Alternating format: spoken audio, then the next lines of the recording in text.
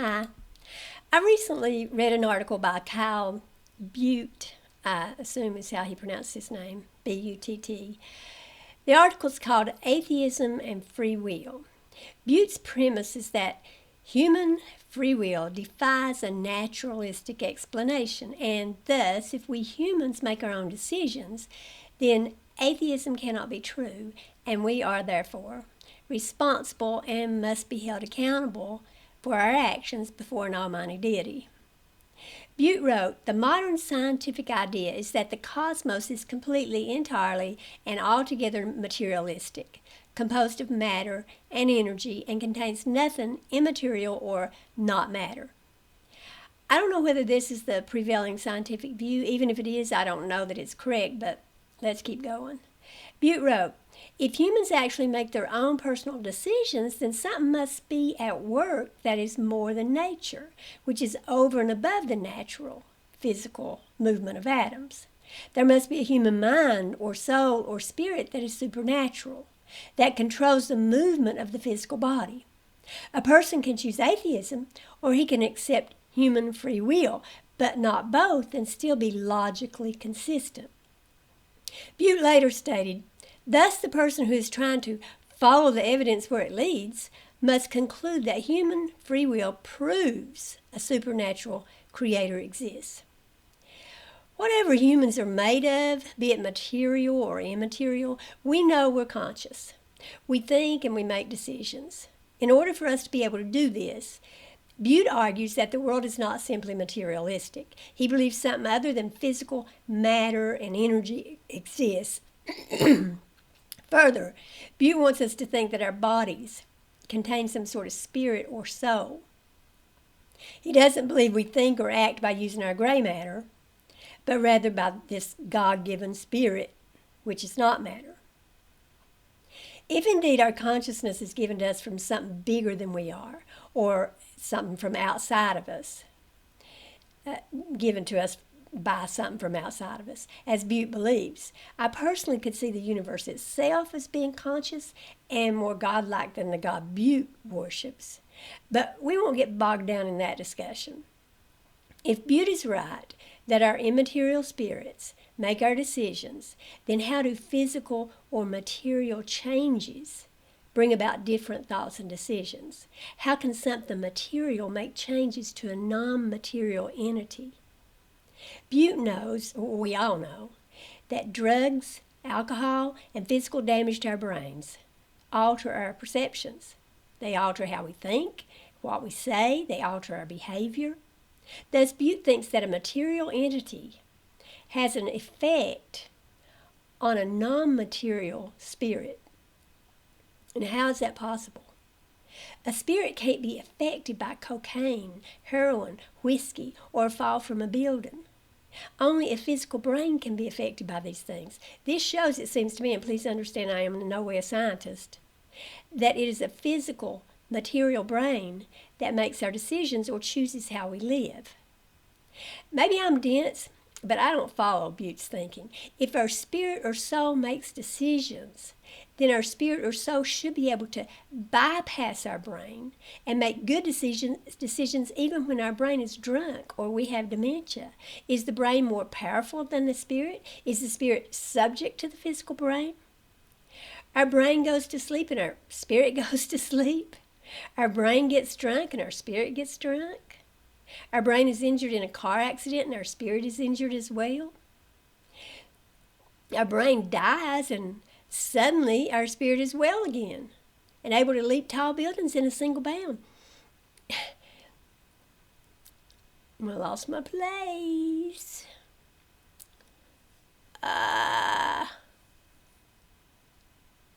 Okay.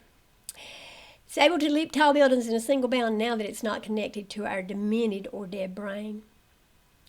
Is our spirit controlled by our brain? What are Butte's answers to these questions? It seems to me that if the spirit is subject to the brain, then the spirit is not accountable. Furthermore, if it takes a spirit or soul to make a decision, then how do lower animals make decisions? How does a cat decide to get up off the couch and go to a sunny spot in the dining room to lie down and enjoy the warmth? How does a cat decide to go outside and roam about? Does the Creator provide a spirit to make decisions in both humans and lower animals? And are lower animals also responsible to Him? Butte's answer will probably be that cat acts by instinct, but that doesn't account for how animals think and behave. Cats, dogs, horses, and other animals have personalities. They experience emotions, including love. They have wants and are frustrated when they can't reach their goals. They like some people and dislike others.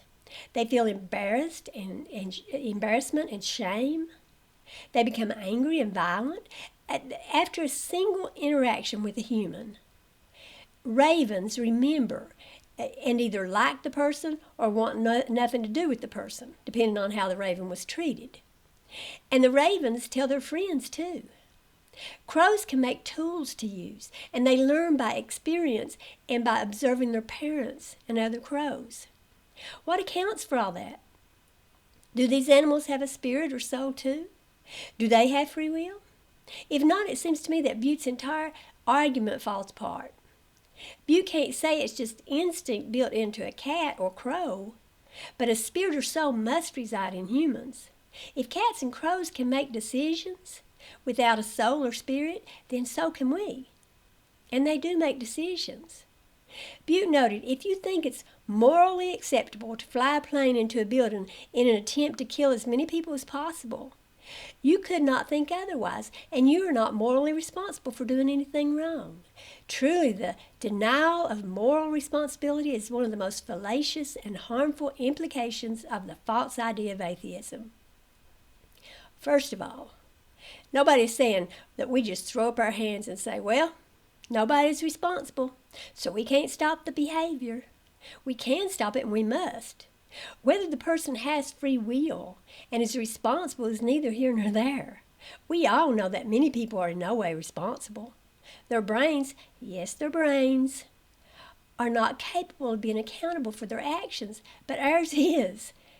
And with ours, we must somehow control their irresponsible impulses.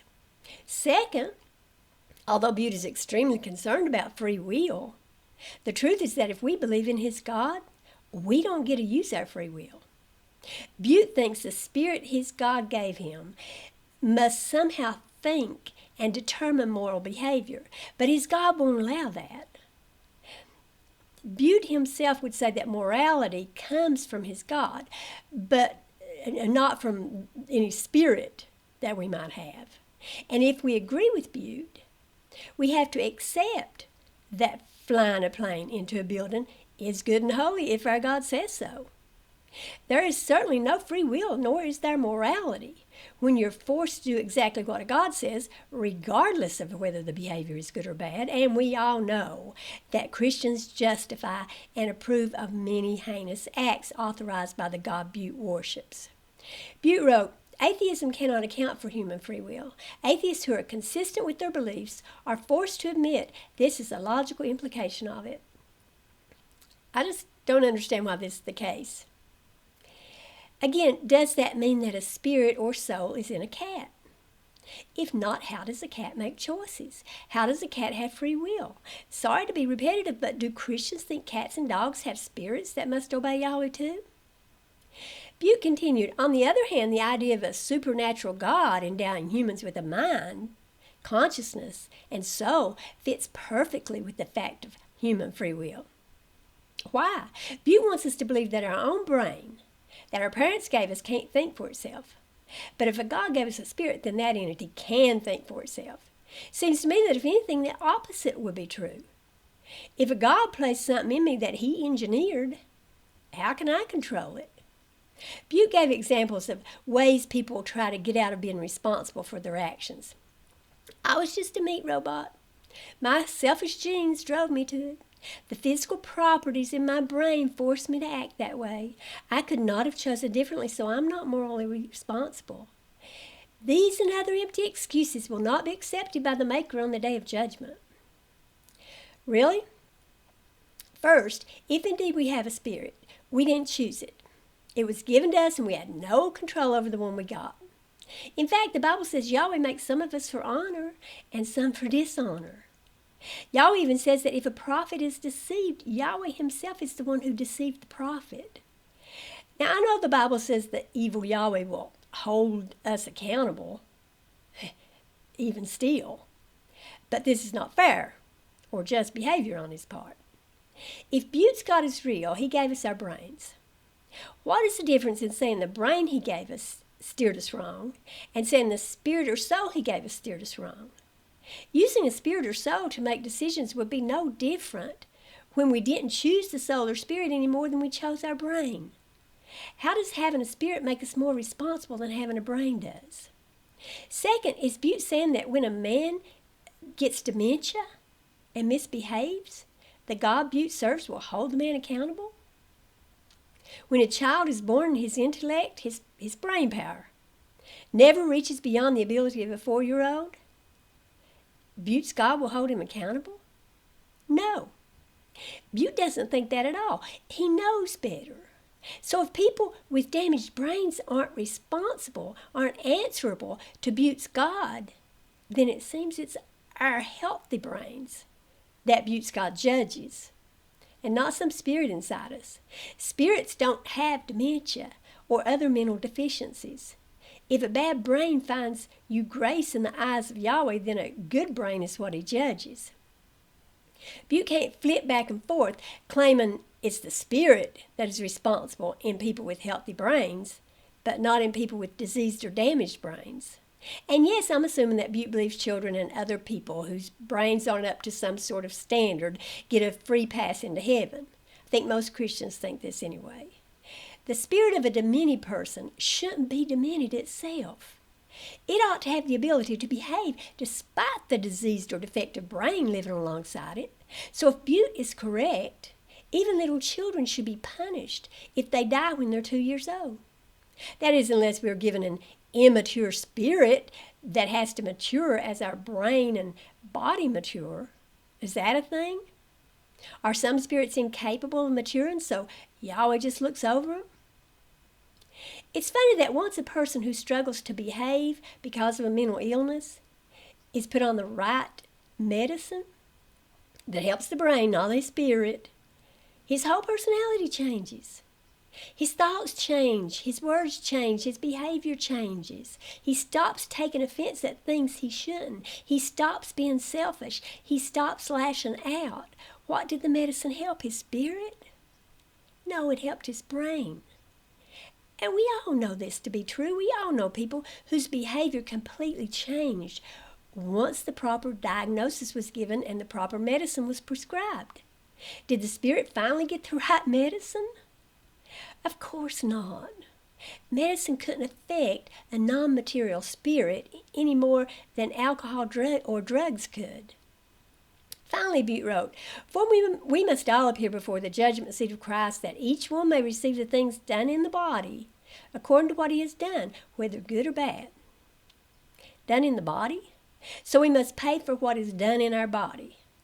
What if we're a conjoined twin, and our twin decides to perform horrible acts we would not think of doing? Or what if our twin decides to worship the wrong deity or practice witchcraft? Will we burn forever with our twin? On the other hand, if our twin decides to turn to Yahweh and be baptized, will we go to heaven with her? After all, our body has been baptized.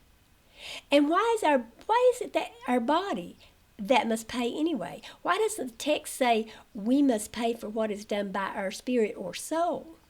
If our spirit or soul is responsible, then our bodies are not. Our bodies should not be punished. And the truth is, our bodies decay. Any new body we're given by Butte's God would have done diddly squat. It'll be completely innocent. There's no way it should be liable for anything.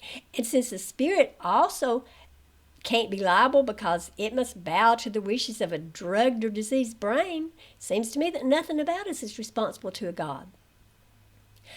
I don't know whether we have free will. Maybe the decisions we make are the only ones we could have made in the circumstances. But I do believe that wherever our decisions come from, a cat's decisions come from the same place. Whatever a cat thinks with and makes choices with, that's what we think with and make choices with. And I know that no outside material force can have an effect on our thoughts and our behavior unless our thoughts and behavior are guided by something that is also material. An immaterial spirit could not be responsible if material forces could cause it to lose its ability to behave as a responsible human being. I've never said there's no God, although I have my doubts. I don't even know what a God would be, except that I think it would have to encompass everything that is. But I do believe I've said enough here to sufficiently disprove Butte's assertion that choices or decisions requires an immaterial spirit provided by a higher deity to whom we humans must be accountable. Thanks for watching. Bye.